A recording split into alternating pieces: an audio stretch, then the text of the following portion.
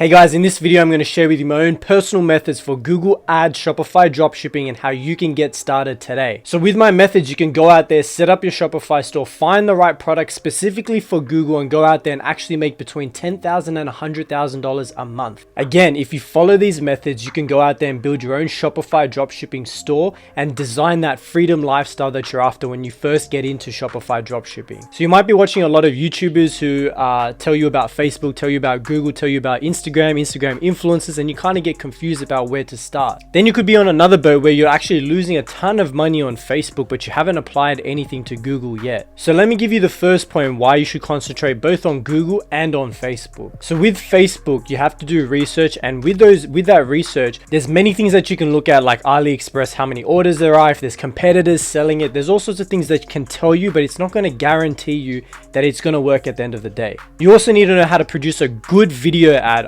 Images can also work, but video is what predominantly dominates on Facebook. So you have to be able to know how to make a proper dropshipping video ad, as well as the right ad copy that's going to entice somebody just to click on the ad to come to your store. So if you want me to summarize everything you're going to probably find on YouTube, the best Facebook strategy that I've come across that I personally use is one campaign for per product. Inside that campaign, 10 to 20 ad sets, each have an individual interest in there.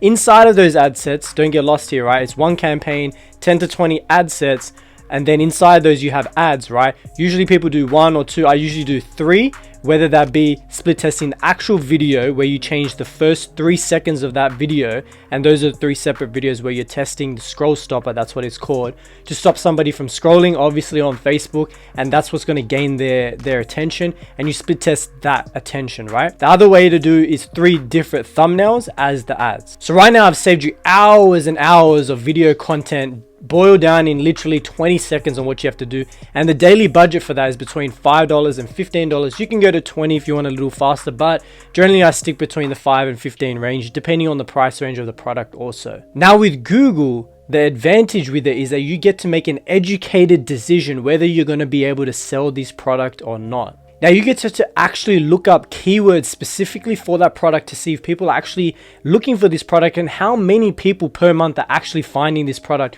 or looking for that search term. And it even gives you an idea of how much you're potentially going to be paying for that keyword per click. So Facebook is a very impression-based platform. So every time your ad is seen on the Facebook platform, you get charged, right? Google can show it to 1 million people and you won't get charged anything for it.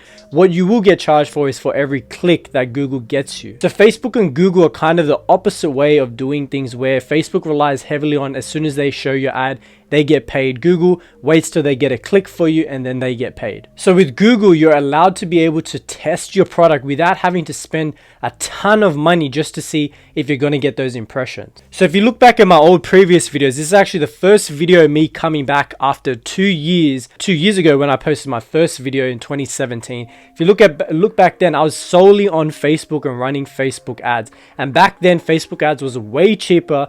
Even then, I thought it was more expensive, but back then compared to now, it's way cheaper. It's not as volatile. Like Facebook right now is banning a ton of people. So the difference between now and then is drastic. And me going back then, I would definitely have kept with Facebook. But now I've shifted completely. In the last 18 months, I considered Google. The last 18 months I considered Google as a side thing, and then just the last 8 months I've solely gone into Google 100%, and I've been able to generate multiple 6 figures just with Google and Facebook as the retargeting platform. And I'll get into that in a later video, but you still want to use Facebook. I'm not saying that I'm against Facebook or anything. Now there's also pros and cons for Facebook and Google, and the difference between it is that Google lacks the scalability that Facebook has. So Facebook, if you're getting something that's just working for you, you can double down and just spend a ton of money the following day and just duplicate the hell out of it, launch new ads, and you can be doubling, tripling your revenue overnight. With Google, it's a slower paced thing. So whether you do have a winner or not, you have to be able to slowly scale that up. And even then, even when you try to scale it, you may not be able to, because at the end of the day, Google is a demand platform. So if nobody's searching for those keywords, then you can't scale to people who are not there, right? So Facebook is the impression base, where it's like you can just reach as many people as your money reaches, while Google can only reach a certain amount of people for your money that specific day. So what type of store should you have for Google, right? Should it be a general store, one product store, a niche store? What I suggest is a general store to start out because it gives you the flexibility to test multiple different niches and different products all at once. And from there, once you gain experience, once you know which products are working, you can move them into a niche store, into a one product store later on. There's no harm in that. But if you start off in a niche store or a one product store, you're kind of capped to what you can really do. Now, if you have a lower budget, this is for everybody out there who has a lower budget and doesn't want to spend a ton of money to test Google, then what I suggest is be super picky with the products that you're picking and be 100% sure that the keywords and everything that you're looking at is actually what's going to sell and has the highest demand and has the most likelihood of clicks and impressions as well as sales. So that brings me to my research criteria. What are you looking for when you're actually trying to research products for Google? Because it is different to what you're looking for on Facebook.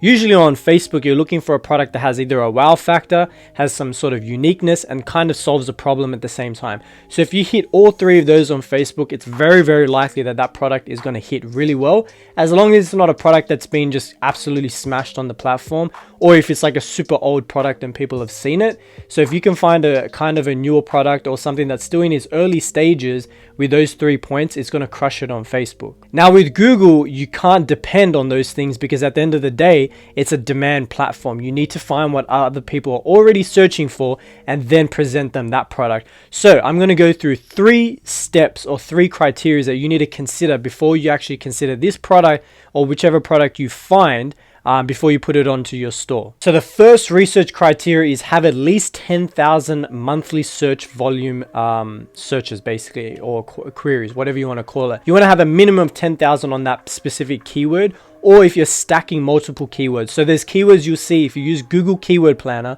which is what I use. You'll see there could be keywords that have 500 volume, that have 1,000, 3,000, 3,500, whatever it is.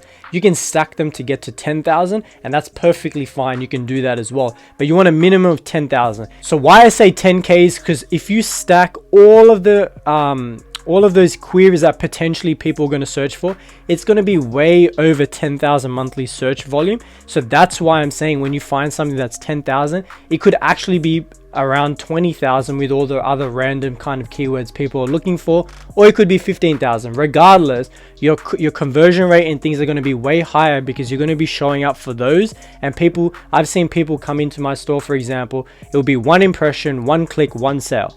So at the end of the day, I am not targeting that keyword. Google is just strategically placing my ad for those keywords that think that, okay, this is relevant. This product is relevant to what this person is searching for. And it just happened to be that they clicked the ad, they liked it, they liked the price, they liked the store, they liked the product, and they purchased. So I'm happy with 1 click, 1 impression, 1 sale.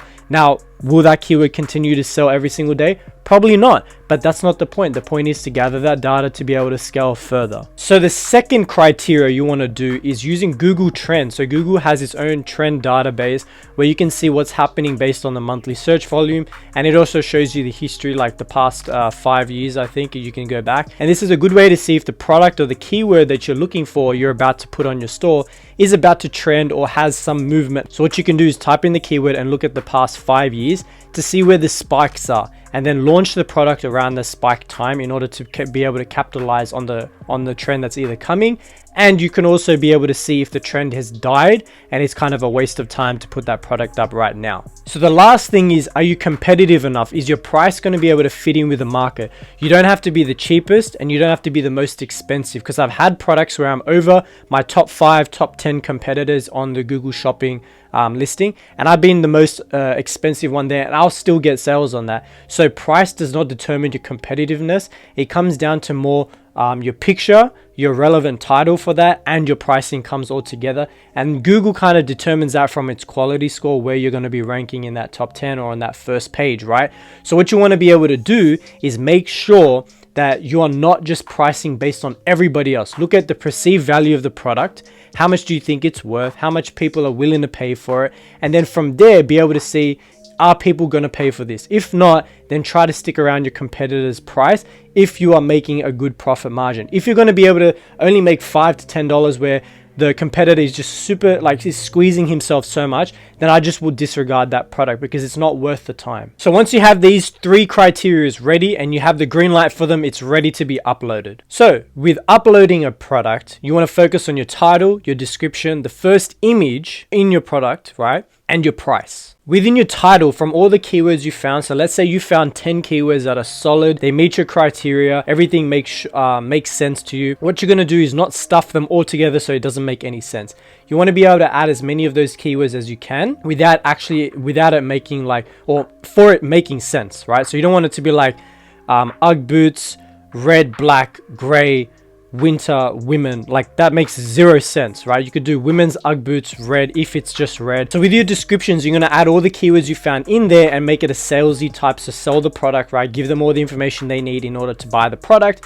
And then what Google is going to do is look through your title and your description to find the keywords that it's going to show your product for. So that's why it's super important to add all the keywords that you can in the description. So with Google, once you get this right, you get the price right, the picture, the title, the description, there isn't much need to have to optimize or tweak later down the line once it starts to sell. With Facebook, you're constantly going to need to update your ad because you get ad fatigue, where eventually the video dies out, you have to get another video and run it again, and then you have to keep revamping things along the way for Facebook. And some days up and down, same with Google, but the difference is the longer you stay with Google and your listing that stays on Google, the more consistent, the more stable it becomes. Unless the trend starts to die, of course, then your sales will dip, but it stays pretty stable, pretty consistent over the week, over the months, with this keyword going up or staying in the same line. Because a lot of the time in Google Trends, you'll see keywords that have a neutral growth, which is they just stay steady the whole year. So that's the types of keywords that are really good, that your products can sell basically the entire year. So the Google ad strategy is probably what you've been waiting for, and there's multiple strategies that you can use, anywhere from Google Shopping, Google search ads, which are also text ads, SKAGs, which is single keyword ad groups, which is also a search ad type of strategy, just slightly different, where you have each keyword in its own ad group on Google, which is similar to how Facebook has its own interest in each ad set. And then you also have YouTube ads, which I'm not going to speak about too much right now, but it's definitely an avenue that's going to grow in more and more into the future, and something that you should consider getting into because it's very, very similar to how Facebook runs with video ads. So I usually start off with shopping ads instead of search ads. I know some people start with SKAGs or search ads first and then they get into shopping, but I found for myself personally that shopping works better for me over search ads, and search ads are usually the thing that I use to help me scale to the next level. So one of the biggest strategies you're probably going to find about Google is put all your products in the exact same campaign and run them all together. Now, in the beginning, this is perfectly fine because you don't have that many products, right? So majority of products are going to spend and they're going to work, right? Or they're going to get impressions at least. So from there, it's going to be okay. But the more and more products you continue to add, right, and the budget stays the same on that campaign, right, then what's going to happen is Google's going to constrict all the other products that you have, and they're probably not going to be shown because other products are going to have priority over them. So what do? What you do is you segment your products based on collections or its categories or its price or its profit margin, whatever you want to segment your products by. That's what you want to do to be able to split up your products in order to have them have the best chance to show up on Google. So with this strategy, with everything that I've spoke about today, you'll definitely be able to make sales on Google if you follow this correctly and be able to implement this and stay consistent and stay focused with Google ads and not get distracted doing too many platforms at once, because that's what killed me initially, where I was trying to balance Facebook as well as Google. Either you're going to put some time aside every single day to learn it and make sure that you're guaranteed to make it work, or you hire somebody who knows what they're doing with Google ads. So with what you've learned today, I challenge you to go out for the next 60 days and start with Google ads and be able to see and build this foundation for your new store with a general store, right? Start with a general store and then go forward and release and go into a niche store, one product store, once you have some winners. And I can guarantee that in the next 60 days, you're going to see some great results if you stay focused and if you stay consistent. So if you like this video, smash the like button because it's going to really help me with the YouTube algorithm and help me rank better with my videos. Comment down below if you've done any of these strategies strategies or any strategies that you've seen that's worked for Google, even your Facebook strategies that you've seen that's worked, or hasn't worked, put them in the comments down below. Let everybody know your experience and what has happened for you. And if you liked this video, smash the subscribe button, hit the notification bell so you know when I post another video, because I'm going to be posting a video. I'm going to try to do 2 videos a week. If not, it'll be one every single Monday at 3:30 p.m. PST time. And if I do post a second video, it's going to be on Wednesday at the exact same time. I'll see you guys in the next video.